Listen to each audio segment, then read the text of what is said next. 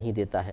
تو پھر اس کو یہ امید ہوتی ہے کہ میں بہت عرصے زندہ رہوں گا، پلاننگ کرتا ہے آج سے 20 سال بعد کی، 30 سال بعد کی، یہ کرنا ہے، یہ پروجیکٹ تیار کرنا ہے، یوں کروں گا، میں اس طرح کروں گا، اس طرح کروں گا۔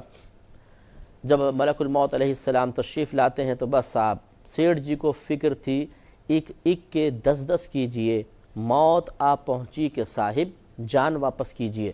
تو ملک الموت علیہ السلام آنے کے بعد پھر ایک لمحہ مہلت نہیں دیتے، اربوں خربوں جمع کرنے والا جس نے فراڈ کے ذریعے، جھوٹ کے ذریعے، دل آزاریوں کے ذریعے دوسروں کو ذلت میں مبتلا کر کے اس نے پیسہ کمایا، اس وبال کے ساتھ قبر میں چلا جاتا ہے۔ لوگ دیکھتے ہیں بڑا شاندار جنازہ ہے اور بڑی پبلک ہے،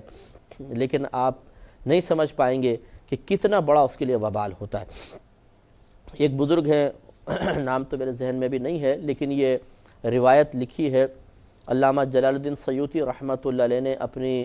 مشہور و معروف کتاب شرح الصدور بشرح حال الموتى والقبور میں، بڑی نفیس کتاب ہے، اس میں آخرت کے احوال، قبر کے احوال بہت سارے بیان ہوئے ہیں۔ تو ایک بزرگ تھے، وہ گورکن کا پیشہ اختیار کیے ہوئے تھے، تو وہ فرماتے ہیں کہ میں ایک دفعہ مجھے قبر تیار کرنے کا حکم دیا گیا اور سنا تھا کہ کوئی بہت بڑی مالدار عورت کا جنازہ ہے، تو کہتے ہیں کہ میں نے قبر کھودی اور تیار کرنے کے بعد میں پاس لیٹ گیا، ٹائم تھا، بھی جنازہ آنے میں دیر تھی، کپڑا منہ پہ رکھا، میں سو گیا۔ تو میں نے خواب میں دیکھا کہ جو میں نے قبر کھودی تھی اس کا پڑوسی جو مردہ تھا وہ مجھے کہہ رہا تھا کہ خدا کے واسطے یہ جو جنازہ آ رہا ہے نا، اس کو یہاں دفن نہ ہونے دینا، یہ آگ ہے جو ہمیں بھی تکلیف دے گی، اس کو یہاں سے کسی طرح دور کر دو۔ تو کہتے ہیں میری ہڑبڑا کر آنکھ کھل گئی، میں انتظار کرنے لگا، دیکھا ایک بہت بڑا جنازہ آیا اور وہ سنا تھا کہ بڑی مالدار عورت کا جنازہ ہے۔ تو کہتے ہیں چونکہ مردے نے مجھے کہا تھا تو میں نے حکمت اختیار کر کے کسی طریقے سے فٹافٹ دوسری قبر کے اندر اس کو منتقل کروا دیا۔ پھر میں لیٹا، مجھے غنودگی طاری ہوئی تو اس مردے نے میرا شکریہ ادا کیا اور کہا کہ ایک وہ جنازہ آ رہا ہے، اسے یہاں پر دفنا دینا۔ میری آنکھ کھلی تو میں نے دیکھا کہ ایک جنازہ ہے جس میں صرف 4 ہی افراد ہیں اور کوئی اس کے ساتھ نہیں، غریب کوئی آدمی تھا، اور بتایا گیا کہ یہ غریب مسافر تھا، ہمارے ادھر آ کے اس کا انتقال ہو گیا تھا، تو ہم نے اس کے سب چندہ کر کے تجہیز و تکفین کا اہتمام کیا اور اس کو لے کر آ رہے ہیں۔ وہ تھا نیک، تو اس کو پھر فرماتے ہیں میں نے اس قبر میں دفنایا۔ تو یہ جو مطلب ہمارے ہاں بڑا شور شرابہ ہوتا ہے کہ ایک